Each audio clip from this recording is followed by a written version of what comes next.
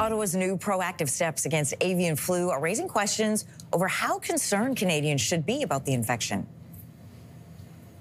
The Public Health Agency of Canada is buying 500,000 doses of avian flu vaccine for humans. Now, this move comes as experts warn U.S. President Donald Trump's overhaul of that country's public health system is throwing a wrench in addressing the outbreak. So for more on what you need to know about avian flu, we've called up Dr. Isaac Bogoch. Good to have you back with us.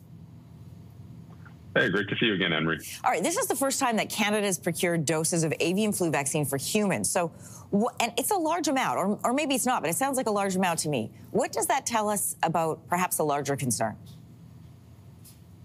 Yeah, I mean, we're taking it seriously. We know that this is an infection that's spreading among migratory birds around the world. Of course, any country can be impacted by it. We've seen a large outbreak in dairy cows in the United States with spillover events to humans.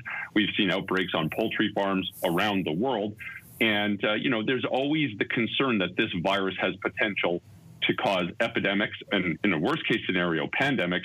And this is a step Canada's taking, a proactive step to protect people who are working in very close proximity with this virus or at highest risk of infection. So, you know, it's smart to take proactive steps, and kudos to the Public Health Agency of Canada for doing so. You might have better numbers or more up-to-date numbers than myself, but I think that there's been one human case so far since November. Is that right? So there's only been one human case in Canada ever. There's been over 67 human cases identified in the United States. The issue here is that, you know, this is a virus that, and that's really important because that puts it in perspective. And we always have to timestamp these conversations, right? We currently do not have a large outbreak of avian influenza in humans. That's just what we just don't have one. But this is a virus that's important for three reasons. Number one, it has the potential to cause individual negative human consequences. We know it's a potentially dangerous virus. Number two, it has the potential to cause epidemics and pandemics. It doesn't mean it will, it just has the potential. And number three, it's a food security issue. We know it can decimate poultry flocks, and we know it can be very damaging to other mammals, including dairy cows. The United States is having a large outbreak in their dairy cow population. And because of those three measures, especially the potential issues in humans that get infected, it's important to have mechanisms to protect ourselves. And you know, I think Canada did a good job in taking proactive measures to acquire these vaccines.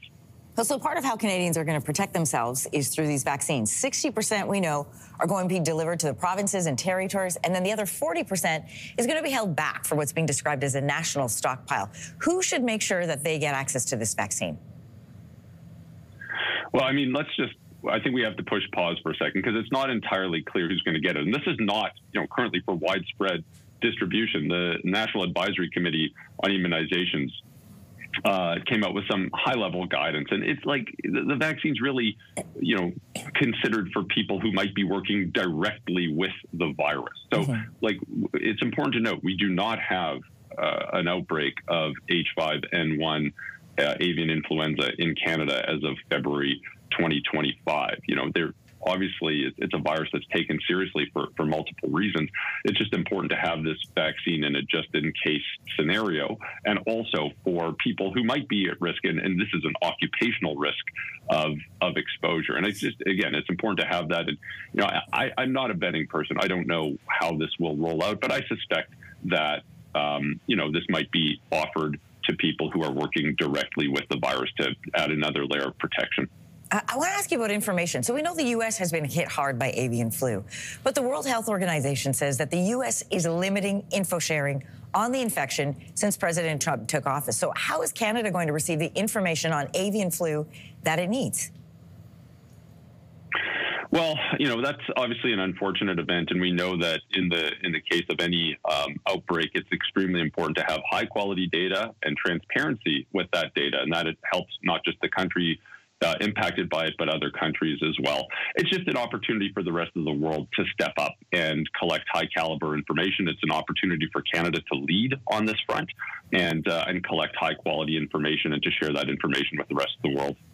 Well, the U.S. Department of Agriculture says it's going to rehire workers responding to the avian flu that they accidentally fired over the weekend. And those firings happened after U.S. Secretary of Agriculture Brooks Rollins announced, quote, an aggressive plan to optimize his workforce. So they laid off officials, they're bringing them back. How could that uncertainty that's unfolding right now from the U.S. affect this global response to avian flu? Oops. Yeah. Seems like, you know, this is, like I said, this is a virus that we've known about for 25 years. We know what it can do at an individual level. We know what it can do at a population level, or has the potential to do at a population level. And we know what it can do to animals, non-human animals, including agricultural animals and wild animals. It's a problem. And, you know, like anything else, these infections are not local issues. They're not country issues. These are global issues. The more global coordination and the more global cooperation we have, the better off we are as a world. No country is an island, right? Mm-hmm. We can do everything right in Canada, but if our neighbor is dropping the ball on this, then we'll have issues, and so will the rest of the world. So it's just so important that we really collect high-quality data, share high-quality data with the rest of the world, and have a coordinated response. And that's not just good for the United States or Canada. It has global good. Infectious disease specialist, Dr. Isaac Bogoch, thanks for your insight this morning. Have a good weekend. My pleasure. Be well. Thank you.